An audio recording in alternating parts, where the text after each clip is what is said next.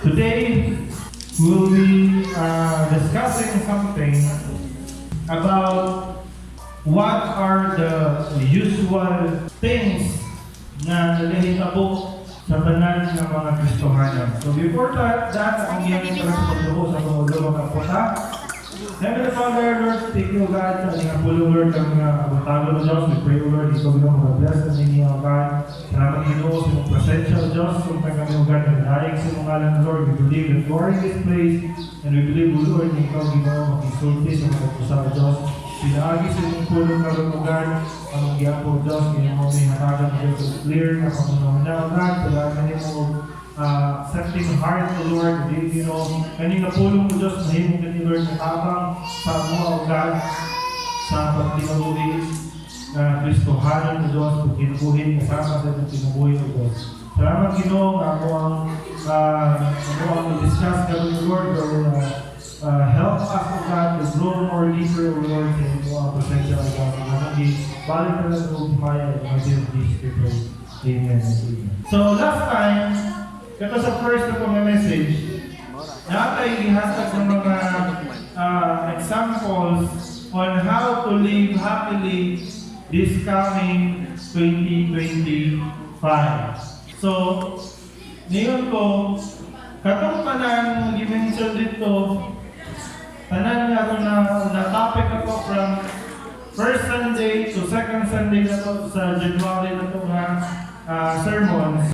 Na-mention ako dito na tanan ang i-mention na to dito is dili tanan 100% ma-perfect. Tama? Amen. Because we always fall short in the glory of God. Dili sila ma-perfect ang righteousness na ako ang ginagubod na ito na Lord. Ma-perfect with you, Lord. Wala din ma-perfect na tao. So, there is no one righteous, not even one. So today we will be discussing on the things na experience dili lang nato but also from the disciples of the Lord. So as Christians, we are not perfect in our own. That is why we need the perfection of Jesus Christ. Only Jesus Christ, we are made perfect, but if we fight this fight sa ato alang kaugalingon, this will be the things that we typically encounter sa ato ang lakaw as Christians. So number one, if you have notes, take note ha.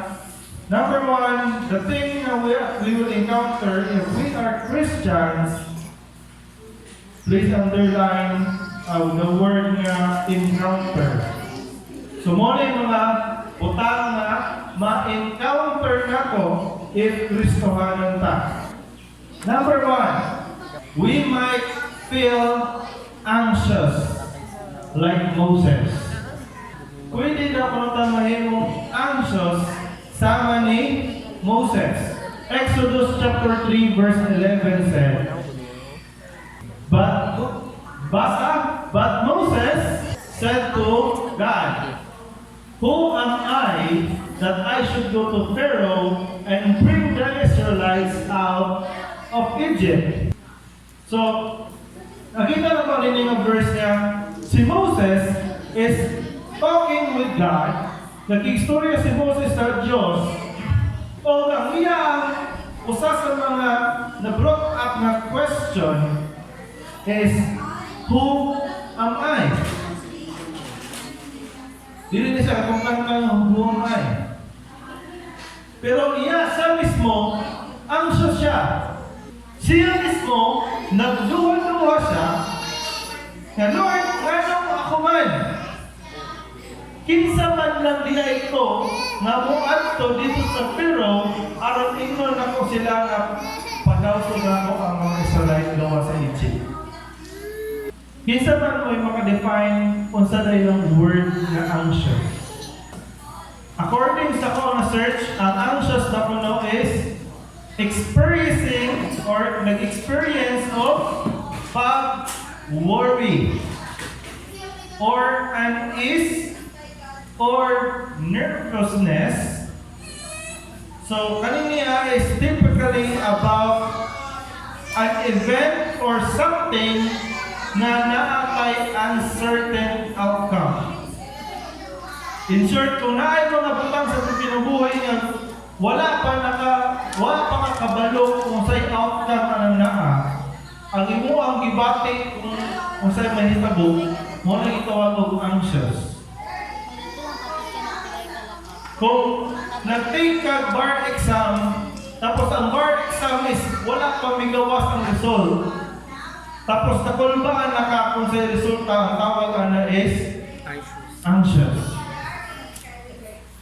So si Moses, anxious siya. Ano naman? Aside sa di siya kabalo manulti, aside sa tigulang na siya, aside sa kinsa man siya nga tao di ay na maging istorya sa Pero, wala ka o ikaw ay pinakaubos nga tao sa diri sa Dipolog, dahil mo ato ka dito ni Mayor, mo ato ka ni Daryl, ino ni mga Mayor Daryl, dapat mo na itong buhaton sa syudad, kaya aron may mamahimo ng malambuon ng itong syudad. Ang pamukana ang naa, kinsa man di ay ka, para makikstorya o hisgot o kalambuan sa mayon. Kita na to? Nasunod ba? Nakakatanan? Si Moses, na-question niya iya ang self. Niya na siya ng Lord, ginawa ko man. Kinsa man lamang di ko. Ngano ako magiging mong Piliton? Kinsa man ko. So, in this walk of Christianity and so on, we are not exempted on these things. Ang mga Kristohanan mo sa kaniya ito ang pakuanon, palidon sa prayer na naman. Ikaw may lead sa prayer na to, this coming ito ang program na to, muabot na to ang division head, ikaw may muampo. Yun na anxious na ka.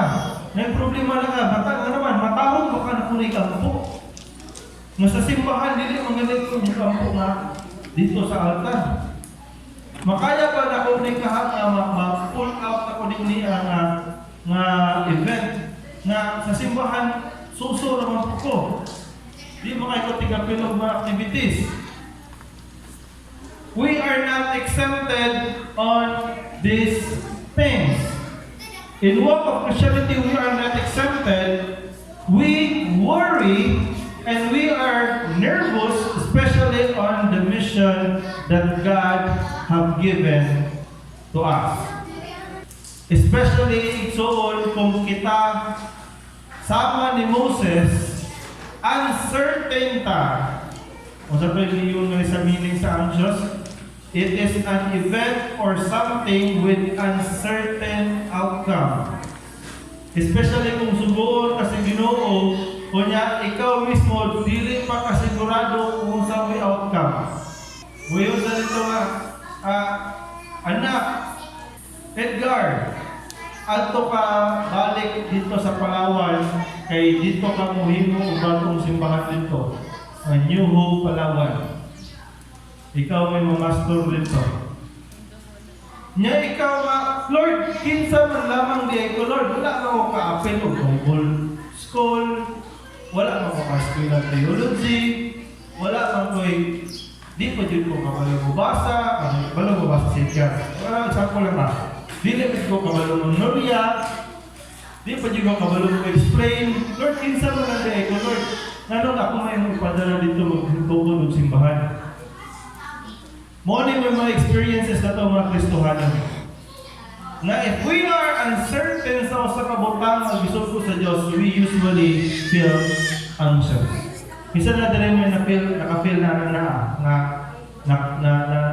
ratol ka sa sulo sa Diyos, kay di ka sa kabalo kung sa may outcome anang sulo sa Ginoo. Especially kung nag-relate siya sa ministry nun. Muyon siya nga, kadugdong ko sa una when we make event diri sa Dipolog, tawag na mo siya o youth empowerment. Ang simbahan ato sa una, dili pa inani, di pa building. Kaya pa, ako napag-sir sa Tarita mga time. nga nag-event dito sa City City Harvest. So, anay tabo, ang simbahan na to, buraog, matuma pa siguro, kaniniya, amang nanay kadawang bumbong. Tapos, stage diretso, dinuman niya ang congregation. Di, barong-barong mo isang simbahan, kanya lingon mo ng Ginoo, na maghimo mong event, tawag ninyo ang event of empowerment. Tigkabuang namin. Ano naman, naka-feel na may anxious. Ano naman, Lord, asa mo ko ako ng funding? Nadako makailisang event yung iplano. Pero, nag-leap of faith lang yun eh. Ang mga batanon, nagsige ragyang practice. Ano naman, ipangandaman ang gitawag na nasubong sa Ginoo na magtukod og event. Nagsige practice na wala kang may kabalo kung asa ang health, kung sa gamiton niya pagkaon sa mga muaten, kinsa kayo muaten, kinsa mga bisita na i-invite, wala kayo tanan. Then after sa dool na kayo panahon, gi-arrange sa Ginoo tanan. Ni hinahinay og dool ang mga ni sponsor sa pagkaon. Ni dool ang mga churches nga dili magpunta siya kanang close kayo sa ato ang church. Ngayon sila nga, sige, i-offer na mo ang tanang sound system, apel na mo ang kaning venue para aning niya ang event. Ang inyong ano lang barya is kung sa mo yung mga gasto ng kurente. Nasa kaya, ala, nilihok niya sa Ginoo ba? Nilihok naman po, doon po si Mang Geraldine. Dili na mo kaila, di connected yun kayo yun. Ano nga church, pero itandog sa Ginoo din siya nga, sige kami na may bahala sa inyo ang pagkaon. Ang pagkaon na tumatay mo doon sa dili na lubra. Agi sa kadaghan sa pagkaon. Then, ang pinaka-grabe yung nahitabo pa yun, niabot pa yun sa event, ang pinaka-nag-ulo o ang pinaka-nag-vision sa ato ang gitawag karon na Jesus Reigns. Dikalit lang tumuha dito si Ma'am Gina Osmeña. Tapos niingon tong pastor na among invite taga Cagayan siya na, yun sa niyo pagkuha ng invitation ni Ma'am Gina. Siya nga na pastor, gidala na ako na siya sa mga kapod na kayo, ako nang itabang sa pagpaningi ang event si Ma'am Geraldine. Sa dugay namin nagpa-request na bisita sila sa among church, dugay na nga panahon. Pero wala yun minatagan maghigayon ng mga bisitaan ni. Pero kamo diri sa inatok sa may simbahan, nasa kami nganong naabot sa dito. Kaya mo na dito ang kindly ay nag-iyang i-announce na all over the Philippines mag-celebrate of Jesus Reigns. Kaya iyaan na itong damgo. So, that time, on the waiting stage, dito may naka-feel of anxious. Ano naman? We are uncertain sa kung sa'y outcome sa gisugo sa Diyos. Dili may sure na Lord, kaya ba na mo na i-pull out? Basta kami nag-practice lagi ni Lord, kung namin kabalo ko asa may minumibutang. Then wala may nasayod nga dindot ulit kayo ang praise ng iyang i-prepare. Pagkaon ng imuan, sobra ang pagkaon. Ang mga bisita na kaingon ni Oka, siguro mga nangatay mo attend ng mga churches sa may dili, ubay-ubay yun yung mga churches na ni-attend.